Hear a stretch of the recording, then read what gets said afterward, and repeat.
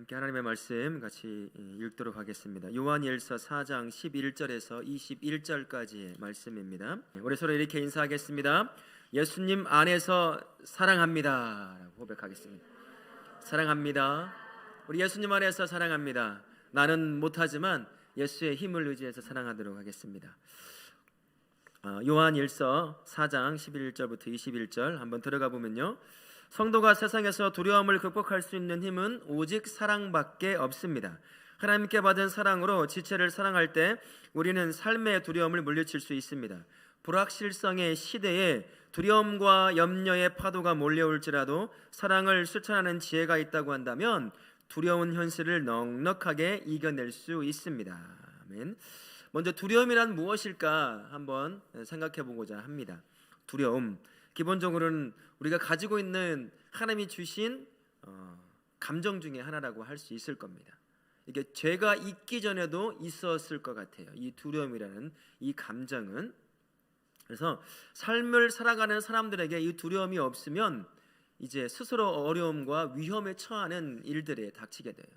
우리가 15층에서 두려움 없어요. 15층에 난간에 섰는데 어떻게 될까요? 떨어지는 거죠. 죽는 거죠. 기본적으로 나를 살려내기 위해서 하나님이 주신 그런 기본적인 이 감정이라고 할 수 있을 겁니다. 성경에서는 이 두려움에 대해서 두 가지로 접근하는 것을 발견하게 되었어요. 첫 번째는 아주 부정적인 것이었습니다.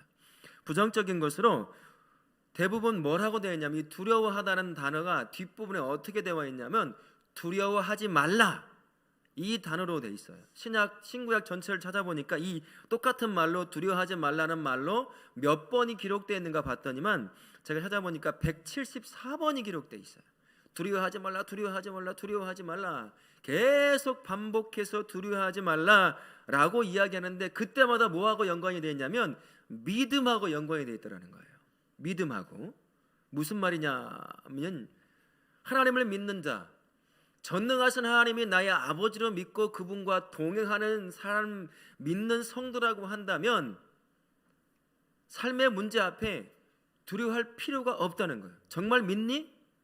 정말 전능하신 하나님이 너의 하나님이야? 너의 아버지시니? 그러면 두려워하지 말라는 얘기예요. 두려워하지 말라는 거예요. 그런데 174번이나 나왔다는 얘기는 하나님을 믿는다고 말하는 성도들이 어떻게 산다는 얘기일까요? 두려워하며 산다는 거예요. 전능하신 하나님은 나의 아버지고 모든 것을 만드신 분이 나의 아버지고 나를 모든 것을 구원하실 분, 그분이 하나님이라는 것을 알고 있고 믿는다고 하며 동행하며 산다고 하지만 실제 성도의 삶에서는 두려워하는 것이 너무 많다는 거예요. 이 제가 고백하는 것이에요. 저도 똑같은 고백을 하게 됩니다. 성도가 전능하신 하나님과 동행하면서 두려워한다는 것은 정말 믿음이 없거나 믿음이 약하다는 거잖아요. 그러니까 수없이 많은 삶의 문제들 앞에 봉착할 때마다 이 두려워하고 떨고 염려하고 걱정하고 근심하고 막 하늘이 꺼져라 한숨 짓는 모습, 그게 바로 성경에서는 믿음 없는 성도가 보여주는 삶의 한 가지 모습이다라는 것입니다. 그래서 두려움이라는 것이 부정적으로 쓰여져 있어요. 예를 들어서 여호수아서 1장 5절부터 9절에 보게 되면 여호수아가 이제 모세를 대신해서 가나안 땅에 들어가잖아요. 리더십을 딱 인계를 받았어요. 모세를 뒤에서 2인자로서 모세를 보좌하면서 겪어왔던 이스라엘 백성들의 습성을 알아요. 기하만 되면 모세를 죽이려고 했어요. 무럽다고 죽이려고 하고, 덥다고 죽이려고 하고, 안 쉰다고 죽이려고 하고, 하나님이 안 보인다고 죽이려고 하고, 기하만 되면 만들어질 수 있는 모든 기회를 통해서 모세와 하나님을 적대시하던 사람들이 이스라엘 백성들이에요. 이제 자기가 그 사람들을 이끌어야 돼. 비록 2세대지만 그걸 아는 거예요. 경험해봤잖아요. 두려운 거잖아요.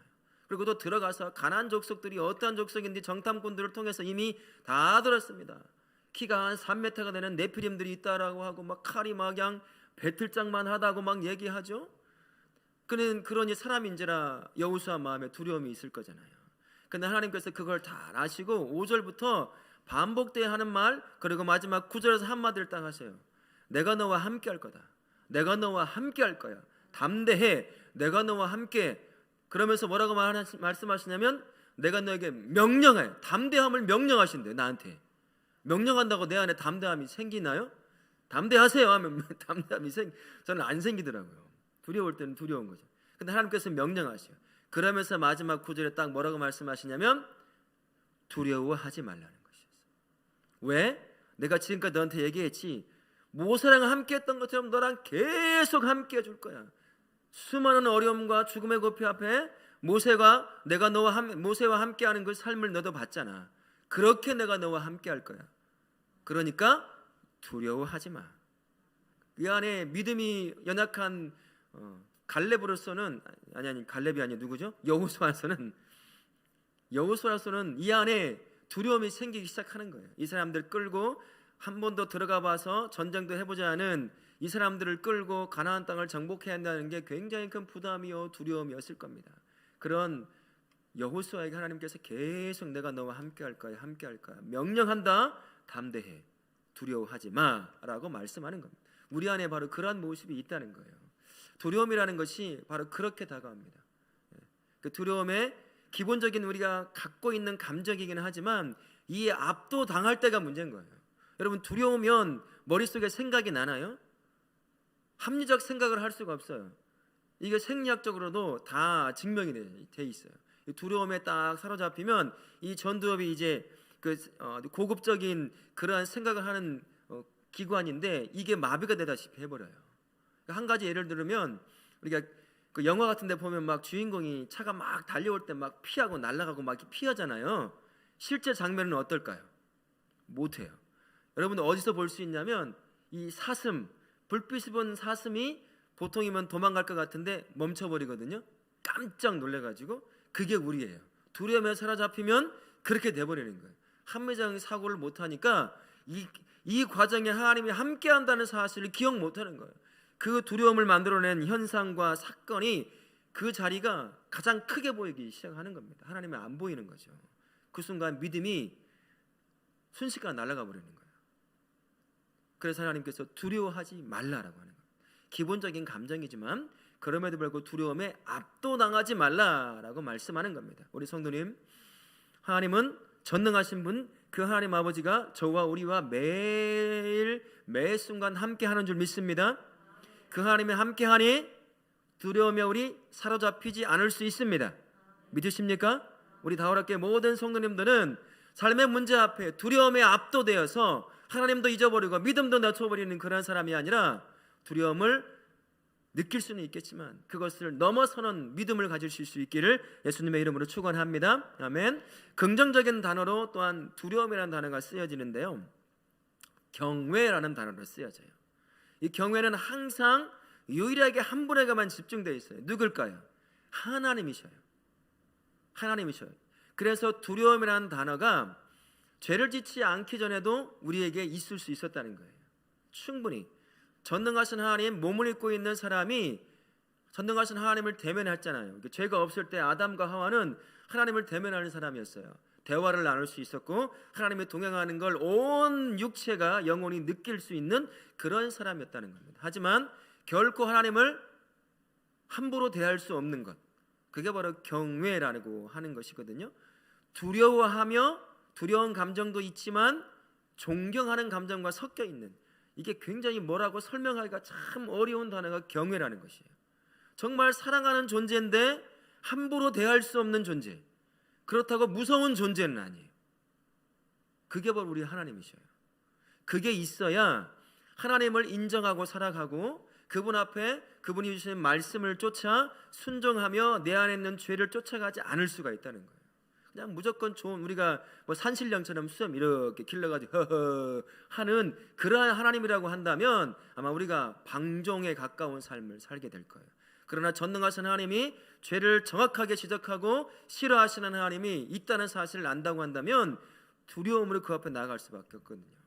그리고 그 가운데 우리가 주님의 말씀에 주님이 원하시는 그러한 삶을 살아갈 수 있게 된다는 겁니다. 이 두 같은 두려움이지만 이 균형을 잘 잡아가는 성도가 바로 믿음 안에 잘 살아가는 삶이라고 할 수 있는 것입니다. 우리 성도님들은 삶의 문제 앞에 두려움이 압도되지 말아야 하지만 전능하신 하나님 앞에 나아갈 때는 항상 두렵고 떨림으로 나가음으로 말미암아 하나님이 하나님 됨으로 인정하실 수 있는 그러한 성도의 삶 사실 수 있기를 예수님의 이름으로 축원합니다. 아멘. 우리 본격적으로 말씀으로 한번 들어가 보도록 하겠습니다. 11절부터 16절까지 보시면 하나님은 자신의 사랑이 성도의 사랑을 통해 공동체 속에서 온전히 이루어지길 바라십니다. 11절과 12절에 대한 말씀의 질문을 보면 성도가 그리스도 안에서 서로 사랑해야 하는 이유가 무엇입니까? 하나님이 우리를 사랑하셨고 이 하나님의 사랑이 우리 안에 거하기 때문에 우리는 자연스럽게 사랑할 수밖에 없다라는 것입니다. 13절 말씀에 대한 질문을 보시면 하나님과 그의 백성이 서로 사랑 안에 연합되어 있다는 사실을 어떻게 알 수 있습니까? 성령 하나님이 지금 성도 안에 거하기 때문이에요. 그 성령님을 통해서 성부와 성자가 함께 내 안에 거해요. 그리고 14절부터 16절까지 말씀에 대한 질문을 보시면 하나님의 사랑이 세상에서 구체적으로 어떻게 나타났습니까? 제가 좀 요약해 보면요, 성부께서 성자를 세상에 보내신 것과 예수님을 하나님의 아들이라 시인하는 자 안에 거하심으로 나타나게 되고 그 삶이 사랑이신 하나님과 함께하니까 사랑의 삶으로 드러나 보여지게 된다라는 것입니다. 성도가 하나님의 자녀로 사는 것은 사랑이신 하나님의 사랑 때문에 살아가는 겁니다.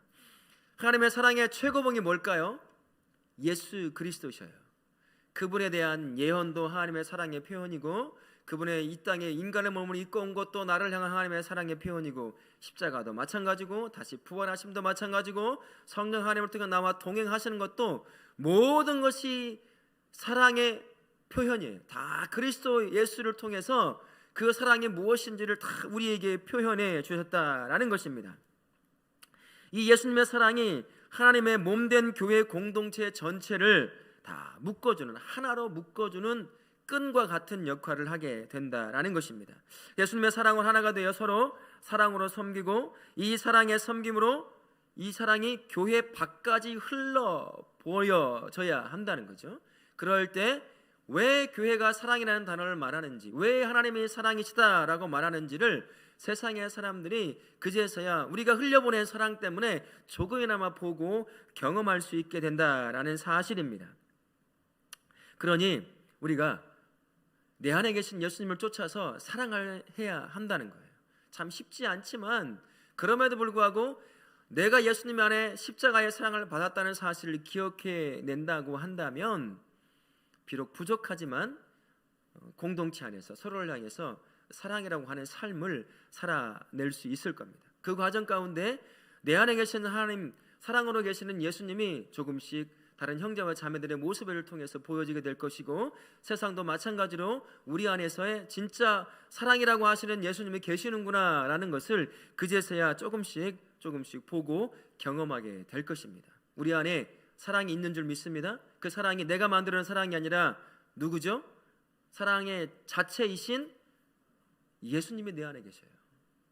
그분이 나로 사랑하게 만들어 주신다는 겁니다. 그분을 의지하며 남은 3일간 아니 평생 예수 그리스도가 나를 사랑하신 것처럼 우리 교회 공동체 안에 형제와 자매를 사랑함으로 말미암아 세상 사람들도 하나님의 사랑이라는 사실을 직접은 보지 못한다 할지라도 간접적으로라도 경험하게 만드는 그런 우리 다울학교가 되실 수 있기를 축원합니다. 아멘. 11절부터 16절까지 말씀에 대한 은혜를 잠깐 요약해 보면 이렇습니다.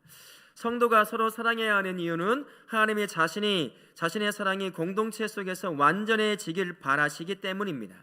하나님의 백성이 서로 사랑하는 것은 억지로 감당해야 할 의무가 아니라 하나님이 그의 백성에게 주시는 자연스러운 삶의 열매입니다. 우리는 하나님의 사랑을 공동체 속에서 어떻게 확증하고 있는지, 어떻게 확증할 수 있는지 한번 봅시다 라고 했습니다. 교회는 하나님의 사랑을 기초로 세워진 사랑의 공동체다라고 우리가 얘기할 수 있잖아요. 제가 요한서신을 설교하고 읽고 묵상할 때마다 오늘 새벽에도 고백을 했는데 너무 큰 부담으로 항상 다가와요. 최고의 부담인 것 같아요. 사랑이라는 단어를 이렇게 많이 얘기해야 된다는 게 이 굉장히 큰 목사로서 그리고 그리스도인으로서 큰 부담으로 다가와요. 그렇게 살지 못하고 있는 나의 모습이 이 단어를 한 번 말할 때마다 여기저기서 보여지고 느껴지고 알기 때문이에요. 굉장히 부담스러운 단어이지만 그러나 결국 우리가 해야 될 삶의 모습이 이 사랑이라고 하는 것에 다 집중되어 있잖아요. 그러니 할 수밖에 없는 거죠. 그래서 계속 사랑이라는 단어를 표현하면서도 이 안에 부담이 항상 가지고 있어요. 누군가 나를 바라보며 너도 사랑 못하면서 사랑 타령하고 있구나 이렇게 말할까 봐 하는 그런 두려움도 있고 염려도 있고 그런 참 마음의 어려움이 있습니다만, 그러나 그 사랑을 받고 살아가는 존재라 그 사랑을 비록 부족하지만 함께 나누는 그런 공동체를 세워야 하기에 우리가 함께 나누게 되는 겁니다. 교회는 하나님께서 세우신 사랑의 공동체다라고 얘기할 수 있을 텐데요, 교회가 사랑의 공동체를 세워주기 위해서는 하나님의 사랑으로 서로를 사랑하는 것부터 시작이 되어야 한다는 거잖아요. 그죠?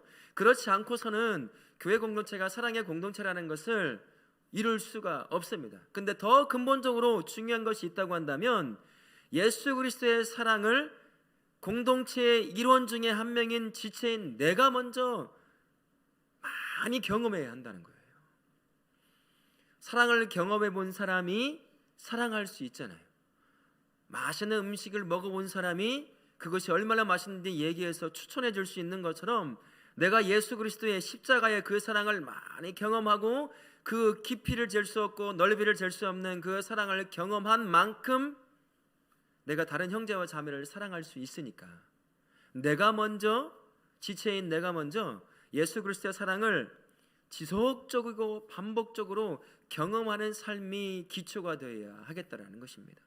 저도 기도할 때마다 하나님, 오늘도 예수 그리스도의 그 사랑이 내 마음과 내 심령과 내 영혼의 항아리에 차고 넘치게 도와주십시오. 그렇지 않고는 제가 주님께서 함께 하심에도 불구하고 사랑한다는 것이 왜 이렇게 큰 짐처럼 나에게 다가오는지 모르겠습니다. 주님, 내 안에 주님께서 나를 얼마나 사랑하는지 내가 오늘 충분히 경험하는 하루가 되게 도와주십시오 라고 매일같이 기도할 수밖에 없어요. 기도하고 또 기도하고 하다 보면 그 사랑이 비록 조금씩이지만 경험될 때가 있어요. 보여지기도 하고 그다음 참 신기할 때 그런 경험들이 참 많이 쌓이고 그러다 보면 이제 바라보는 눈이 조금씩 달라지더라고요. 그리고 이 마음도 달라지기 시작을 해요. 바라보는 눈도 달라지고 이 마음도 좁았던 어깨가 이제 넓어지면서 누군가를 품을 수 있는, 조금 더 한 명이라도 품을 수 있는 그런 마음으로 만들어져 가기 시작을 하더라고요. 그래서 사랑의 공동체가 우리 안에 이 교회가 세워지려고 한다면 내가 먼저 예수님의 그 사랑에 흠뻑 젖어 들어야 한다는 것입니다. 이것이 있지 않고서는 말로만 사랑한다고 해서 되지 않더라는 것이에요. 여러분들 어떻게 오늘도 예수님의 사랑에 흠뻑 젖어서 살아오셨죠? 아무도 안 그게 우리의 모습이죠. 그러니 또 오늘도 간구할 수밖에 없는 겁니다. 또한 예수님, 그분의 사랑이 잴 수 없지만 내가 오늘도 경험하길 원해요. 그 사랑을 경험하면 경험할수록 진짜 눈이 바뀌고 마음이 열려지고 바뀌어지게 됩니다. 저와 같이, 부족한 저와 같이 함께 오늘도 주실 그 사랑을 갈급함으로 내 안에 내 욕심이 채워지는 것이 아니라 내 영혼의 항아리에 욕심이 채워지고 세상 것이 채워지는 것이 아니라 나를 향한 예수님의 사랑이 가득 채워지고 넘쳐서 흐를 수 있도록 끊임없이 저와 함께 간구하시면서 그 사랑으로 말미암아 진짜 우리 나우라교회가 사랑의 공동체로 세워져서 이곳에 오는 그 누구든 나로 인해서 예수 그리스도의 사랑을 경험하게 만드는 그런 사랑의 공동체로 세워져야 될 줄 믿습니다. 아멘. 우리 두 번째 은혜 한번 나눠보시면요, 하나님이 그의 백성을 사랑하시는 가장 확실한 증표는 독생자 예수님을 이 땅에 보내어 십자가 위에서 속죄의 제물이 되게 하신 것입니다. 성도는 이러한 하나님의 사랑을 힘입어 지체와 이웃을 사랑하는 사람입니다. 하나님의 사랑을 아는 사람과 모르는 사람의 사랑이 어떻게 다르다고 생각하는지 이야기해 봅시다 라고 되어 있어요. 하나님의 사랑을 경험한 사람, 그의 삶에서 그 사랑이 구체적으로 드러날 텐데 어떤 모습을 드러나게 될까? 저의 삶을 이제 한번 되돌아볼 수밖에 없잖아요. 근데 누군가를 보고 막 얘기하기는 그러니까 저의 삶을 한번 봤어요. 제가 예수님을 믿고 난 뒤부터 비록 때로는 찔끔찔끔일 수도 있고 때로는 왕창일 수도 있겠지만 그 사랑을 경험하면 경험할수록 제 안에서 바뀌어지는 것이 뭐가 있냐면 다른 사람을 바라볼 때 내 중심으로 바라보는 것이 바뀌더라는 거예요. 그 사람의 입장에서, 그분의 삶의 관점에서 조금씩 그것이 보여지기 시작하더라고요. 그래서 정말 내가 예수 그리스도의 사랑을 품고 그 누군가를 사랑한다라고 할 때 어떻게 바뀔까를 생각해 보면 다른 사람의 입장에서 저랬으면 어땠을까, 어떻게 마음이 아팠겠구나, 힘들었겠구나, 이런 마음이 생기더라는 거예요. 그렇지 않고는 그게 없을 때는 내 중심으로 바라보고 내 중심으로 생각하기 때문에 그것을 공감을 못하는 경우가 참 많이 있다는 거예요. 정확하고 논리적으로 맞는 이야기지만 그러나 사람이 논리적으로 맞는 그것만 가지고 살아가는 것은 아니잖아요. 또는 주어진 상황이 그 모든 것을 다 뛰어넘어서 공감을 해줘야 할 상황, 그게 바로 욥의 인생 아니겠어요? 욥이 사람에 의해서 고통을 당하지 않아요. 자신이 믿었던 하나님에 의해서 고통을 당하잖아요. 우리는 전지적 작가 시점에서 다 보고 있으니까 알지만 아무도 몰라요. 욥도 자신이 왜 고통을 당하는지 모르는 상황이에요. 그러나 그의 새 친구가 와서 욥을 어떻게 해요? 네가 잘못해서 그러는 거야. 네가 죄를 진 게 있겠지. 위로한답시고 와서 그러는 거예요. 하나도 공감해 주지 못하는 거예요. 그러니까 회개해. 나 죄진 거 없다고 하면 네가 의인이냐? 이렇게 막 손가락질하며 죄를 회개하라고 계속 접근하는 거예요. 사실은 하나님이 한 건데 아무런 죄가 없이 하나님께서 믿음을 실험하시려고 욥을 그렇게 어려움 가운데 놓은 거잖아요. 근데 그를 위로한답시고 온 사람들은 공감의 능력이 아무것도 없는 거예요. 그냥 자기가 의롭다고, 너 이렇게 회개해, 이런 잘못이 있어, 계속 그러는 거라는 것이죠. 그러나 그가 진정한 하나님의 사랑을 경험했다고 한다면 아마 다른 관점으로 바라봤을 거예요. 그런 상황에서는 많은 말이 아니라 그냥 같이 울어주는 것, 그게 바로 공감이라고 할 수 있을 텐데 그게 없더라는 것이에요.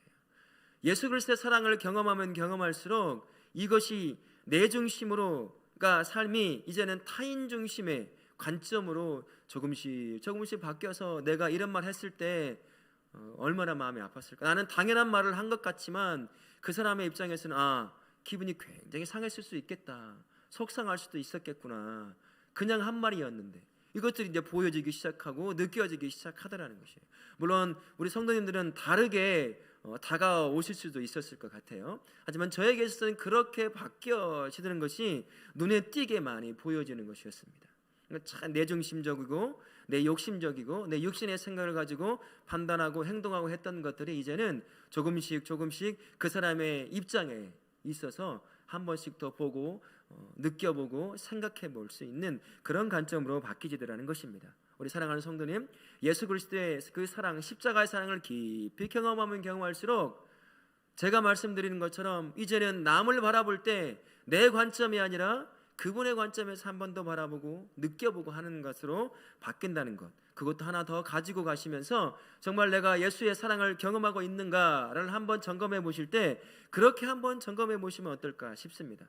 나는 정말 저 형제와 자매를 향해서 그 사람의 관점에서 느껴보려고 하고 생각해 보려고 하고 함께 공감해 주려고 하는 마음이 있는가를 한번 생각해 보시면서 혹시 그런 것이 부족하다고 한다면 하나님, 내가 여전히 살아계신 예수님과 동행하지만 그 사랑을 여전히 내가 더 깊이 경험하고 있지 못한 것 같아요. 오늘도 예수의 그 사랑으로 내 영혼과 내 삶의 항아리를 차고 넘치게 채워주셔서 그 사랑을 깊이 더 오늘도 체험할 수 있도록 도와주십시오 라고 그렇게 간구하실 수 있기를 예수님의 이름으로 축원합니다. 아멘. 그리고 두 번째 17절부터 21절까지의 말씀으로 한번 다시 가보시면 온전한 사랑이 두려움을 내쫓고 공동체를 온전하게 합니다. 세웁니다. 17, 18절의 말씀에 대한 질문을 보시면 온전한 사랑이 가지고 있는 특별한 능력이 무엇이죠? 심판날에 담대함을 갖게 한다는 거예요. 두려움을 내쫓게 한다라는 것입니다. 19절부터 21절의 말씀에 대한 질문을 보시면 하나님을 사랑하는 것과 형제 자매를 사랑하는 것에는 어떤 연관이 있습니까? 이제 긴 구절 제가 한번 읽어봐드리면 요약해서 읽어봐드리면 이렇습니다. 하나님을 사랑한다면 삶에서 다른 형제와 자매를 사랑하게 됩니다. 하나님을 사랑하는 성도는 사랑하는 하나님의 계명인 말씀을 지키게 되는데 그 계명은 서로 사랑하라입니다. 그러니 하나님을 사랑한다면 반드시 형제와 자매를 사랑하게 되어 있습니다. 하나님을 사랑한다고 말하면 그의 계명을 지키는 자인데, 그의 계명이 무엇이냐? 옛날이든 지금이든 똑같다. 서로 사랑하라 라는 것이 계명이었다는 거예요. 그러면 내가 계명을 지키고 있다라고 말할 수 있으려고 한다면 내가 형제와 자매를 사랑하고 있어야 한다는 것이죠. 이게 바로 이제 예수 그리스도를 진정으로 모시고 그분의 말씀에 순종하는 삶을 살아가는 모습이다라는 것입니다. 그래서 사랑은 순종을 가져온다라고 이렇게 이야기해 볼 수 있을 것입니다. 담대함의 다른 말은 순종이라고 할 수 있어요. 왜 그럴까요? 하나님의 말씀을 지켜내는 것, 순종할 수 있는 것 쉽나요, 어렵나요? 때로는 손해를 볼 수 있어야 되고 내 것을 다 내려놓을 수 있어야 돼요. 그러려고 한다면 뭐가 필요하죠? 담대함이 필요해요. 나 안 죽어. 하나님은 나와 함께 하니까. 나 안 망해. 하나님이 함께 하니까. 그러니 이거 내려놓을 수 있어. 그러니까 담대함의 다른 말은 순종이라고도 표현해 볼 수 있다라는 것입니다. 우리가 읽진 않았지만 2장 5절 말씀에 보면 이렇게 기록이 되어 있어요. 누구든지 그의 말씀을 지키는 자는 하나님의 사랑이 참으로 그 속에서 온전하게 되었다라고 이렇게 얘기합니다. 누구든지 말씀을 지킨다라고 할 때 말씀은 뭐겠어요? 계명이에요. 옛부터 있었던 계명이라 지금 새 계명이라고 말을 하지만 똑같은 계명이라고 말을 해요. 그럼 그 계명이 뭐라고 말씀을 드렸어요? 서로 사랑하라는 계명이었어요. 그 계명을, 그 말씀을 지키는 것, 그 자가 바로 하나님의 사랑이 참으로 그 속에서 온전해진다는 거예요. 말로만이 아니라 그 계명을 지켜낼 때 온전해지는 것이다 라고 말을 하는 것입니다. 성도가 지속적으로 사랑하는 그 말씀을 순종하며 살 때 그 사랑이 성도 안에서 성숙되고 온전해지는 것입니다. 결국 자신이 하나님 안에 있음을 확신할 수 있게 되는 것이에요. 내 안에 계신 예수님, 사랑으로 거하시는 그분의 그 사랑하라고 하는 말씀을 순종하며 나아갈 때 사랑의 열매를 맺게 되어 있잖아요. 내 눈으로 보기도 하고 귀로 들을 수도 있어요. 그렇다고 한다면 내 눈으로 보여지고 그 열매들을 만져볼 수 있는 것들을 가질 수 있기 때문에 진짜 사랑이신 하나님이, 예수님이 나의 안에 계시는구나, 나와 동행하시는구나 라고 하는 그 확신을 가질 수 있다는 거예요. 그러면 그 확신 가운데 마지막 날 하나님 앞에 딱 섰어요. 하나님 앞에 두려워할 필요가 있어요? 내 안에 누가 있는데요? 예수 그리스도가 계시는데 하나님 앞에 섰을 때 두려워할 필요가 없는 거예요. 내가 삶을 살아가면서 그분의 말씀을 순종하며 살아가는 그 열매들을 수없이 많이 보고 경험했기 때문에 나는 예수와 함께하는 확신이 있어요. 믿음이 있어요. 그러니 그 믿음 가지고 하나님 앞에 딱 마지막 날 섰으니 두려울 게 아무것도 없는 거예요. 이제 하나님 나에게 상급을 뭐 어떻게 주실까? 그 기대만 가지고 그 앞에 서게 되는 겁니다. 그래서 두려움을 쫓아버릴 수 있게 된다는 거예요. 그러니까 내 안에 사랑으로 계시는 예수님, 그분의 계명인 서로 사랑하라 라고 하는 그 말씀을 순종해내는 것, 그것이 바로 사랑이 내 안에서 완성되어 가는 것, 내 삶에서 왕성되어 가는 삶이다, 온전해지는 삶이다라는 것을 기억하실 수 있기를 바랍니다. 그러니 주님께서 말씀하신 그 계명, 서로 사랑하라는 그 계명을 순종함으로 이루어 내실 수 있기를 바랍니다. 그러므로 말미암아 내 안에 예수님이 함께 동행한다는 확신을 매일같이 경험하시고 마지막 날 하나님 앞에 딱 섰을 때 담대함으로 주께서 주실 그 칭찬과 상급을 갈급할 수 있는, 기대할 수 있는 우리 성도님들 되실 수 있기를 예수님의 이름으로 축원합니다. 아멘. 우리 마지막으로 17절부터 21절까지의 말씀에 대한 그 은혜를 한번 나눠보면 이렇습니다. 형제 자매를 향한 사랑은 심판의 날에 대한 두려움을 없애주고 공동체를 하나님의 사랑으로 가득 채웁니다. 형제 자매를 사랑하고 섬겼는데 도리어 내가 유익을 얻는 경험을 나눠봅시다. 그리고 지금 공동체에 사랑이 필요한 형제 자매가 누구인지 살펴보고 그를 사랑할 방법을 찾아봅시다.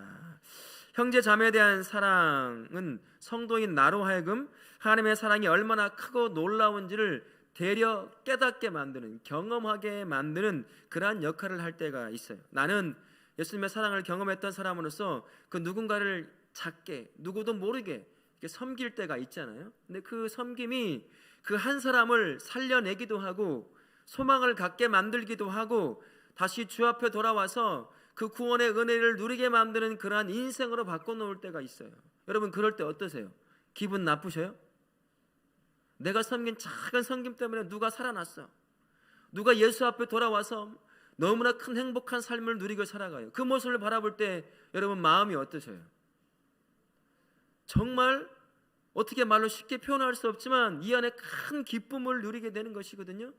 아, 이게 바로 하나님의 사랑이구나.